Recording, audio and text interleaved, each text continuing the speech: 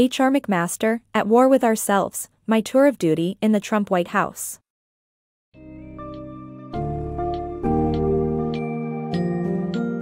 In At War with Ourselves, My Tour of Duty in the Trump White House, H.R. McMaster pulls back the curtains on the tumultuous year he spent as President Trump's national security advisor, offering readers a front-row seat to the inner workings of the White House. This captivating account is not just a narrative of personal challenges and clashes with key figures like Steve Bannon, Rex Tillerson, and Jim Mattis, but also a deep dive into the complexities of formulating U.S. foreign policy under an impulsive leader. As McMaster navigates a chaotic administration fraught with internal power struggles and external pressures, he strives to implement a long-term strategic vision while curtailing the unpredictable instincts of the president. His story is one of perseverance, integrity, and the constant battle to maintain national interests amid the unpredictable whirlwind of Trump's presidency. Readers will gain insights into the daily balancing act of leading national security efforts while contending with political intrigue and personal attacks.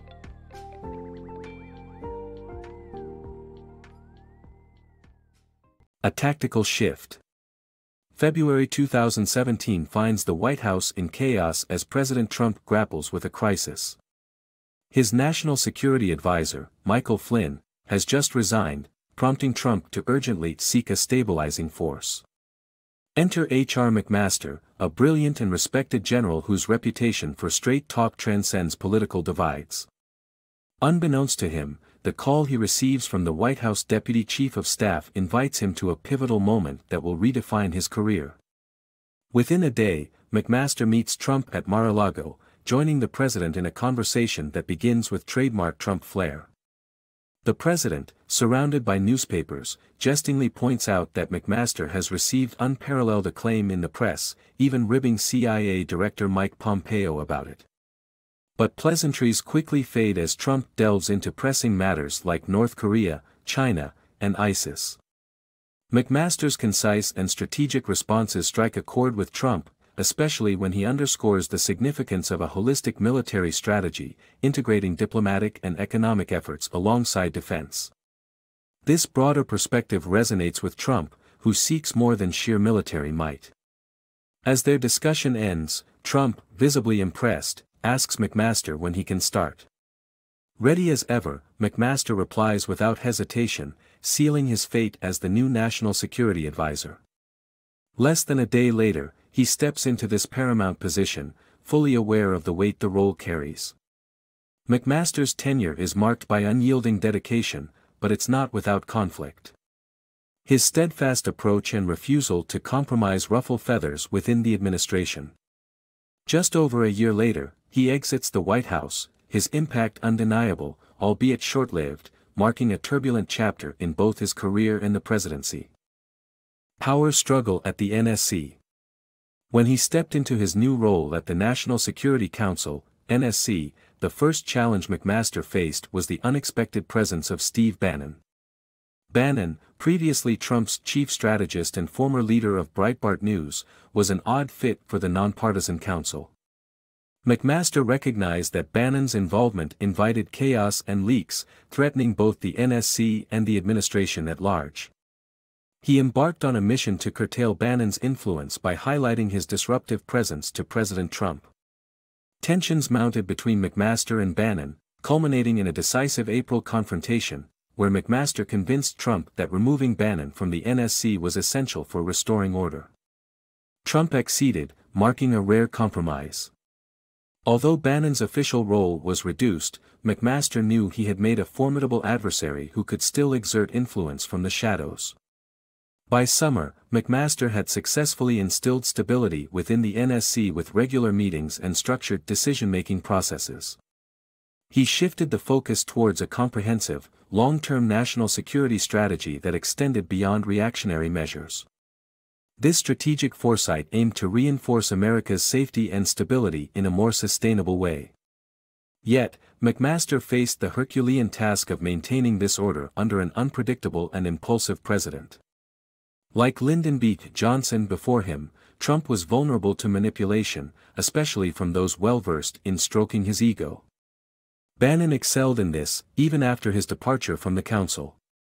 He continued whispering in Trump's ear, ensuring a steady stream of provocations to keep the president feeling besieged.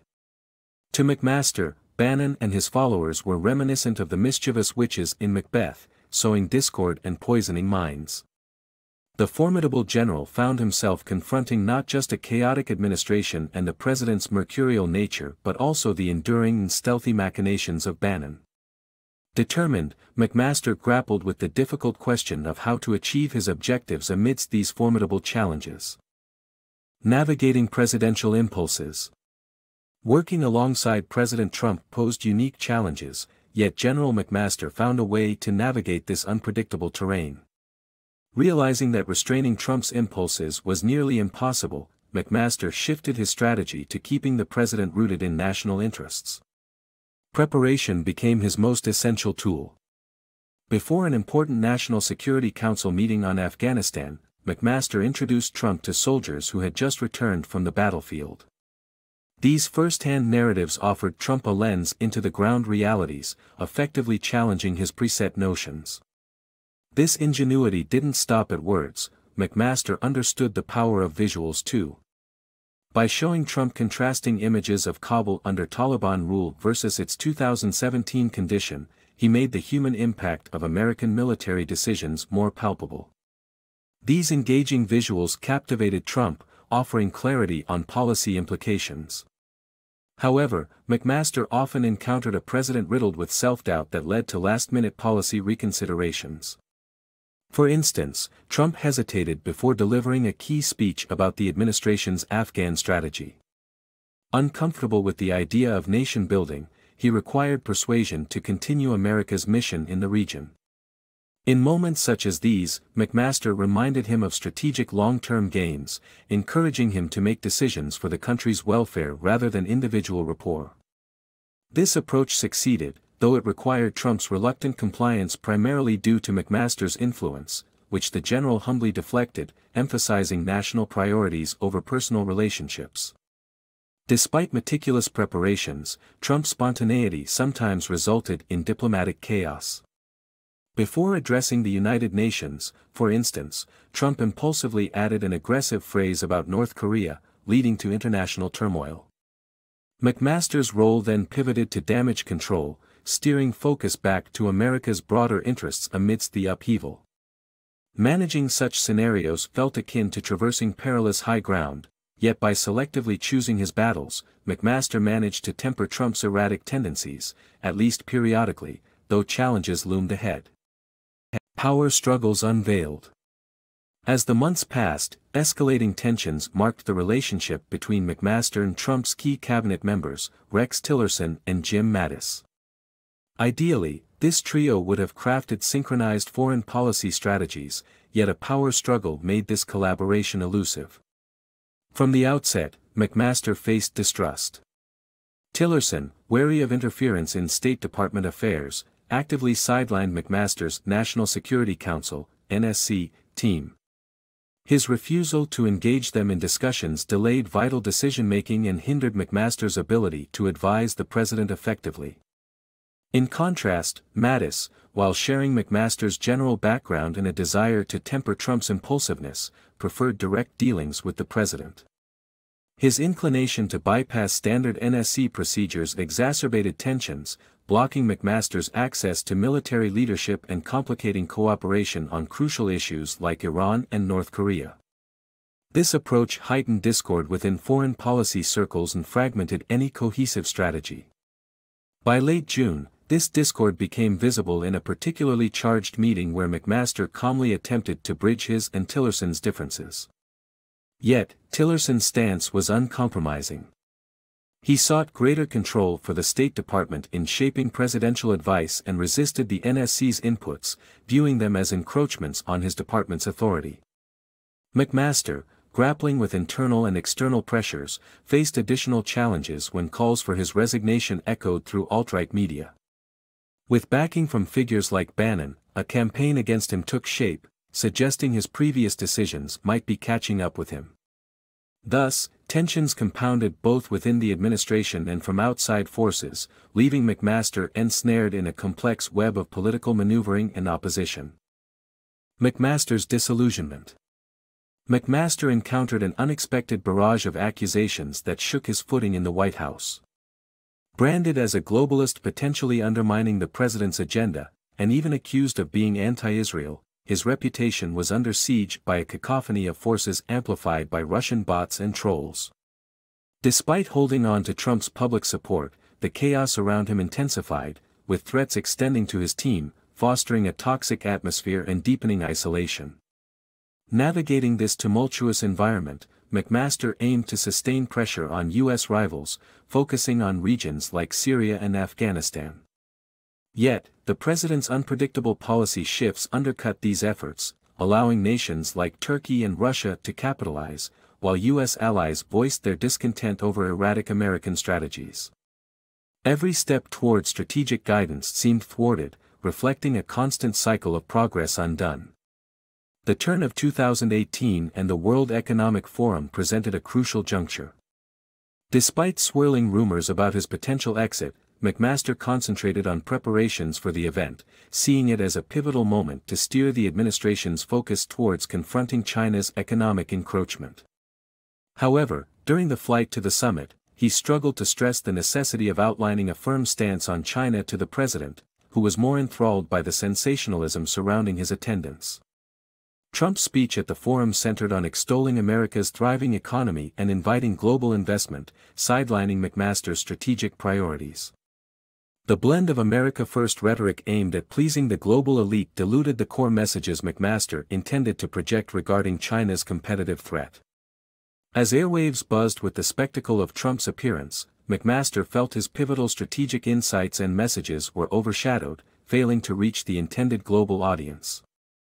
With each passing day, McMaster sensed his influence waning, undermined by the maelstrom of political discord and impulse-driven policy reversals within the administration.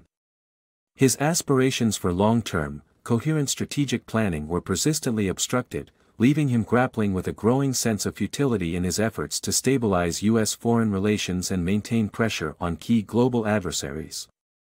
A turning tide. Upon his return to Washington, McMaster was immediately confronted with a serious geopolitical crisis, the poisoning of Russian spy Sergei Skripal and his daughter in the UK. The urgency of America's response was clear. For McMaster, it wasn't just about countering aggression, it was about asserting American power and leadership on the global stage. Despite his firm advice to President Trump to expel diplomats and impose stringent sanctions on Kremlin officials, Trump hesitated, questioning the intelligence reports implicating Russia. McMaster argued that inaction would only encourage adversaries, but the president delayed, leaving McMaster frustrated and feeling increasingly isolated.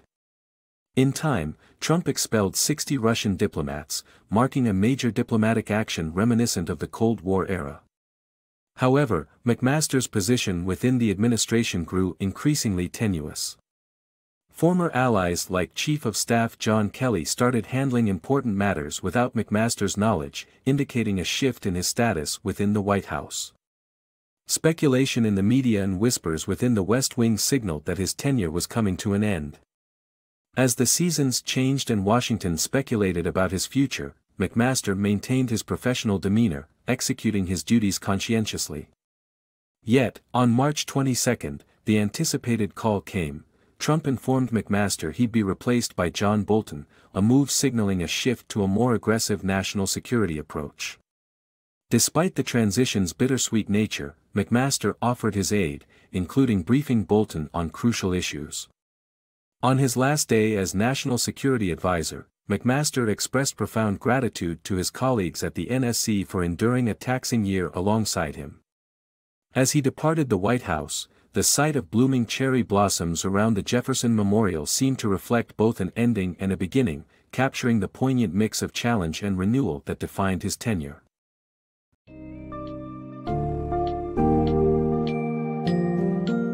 As McMaster reflects on his tenure as National Security Advisor, At War with Ourselves offers a gripping and insightful perspective on managing national security under President Trump. The book underscores the importance of strategic foresight and decisive action in navigating geopolitical landscapes, as well as the complex dynamics within the administration's inner circle. Despite facing formidable challenges, including internal rivalries and external political pressures, McMaster remains committed to the principles of honesty and long-term strategic planning. Ultimately, his departure marks a shift from his consensus-driven approach to a more aggressive national security strategy. This poignant and thought-provoking memoir not only sheds light on the machinations of power in Washington but also serves as a testament to the enduring dedication required in the face of overwhelming adversity. Readers will walk away with a nuanced understanding of the intricate dance between policymaking and political maneuvering in one of the most unpredictable administrations in modern history.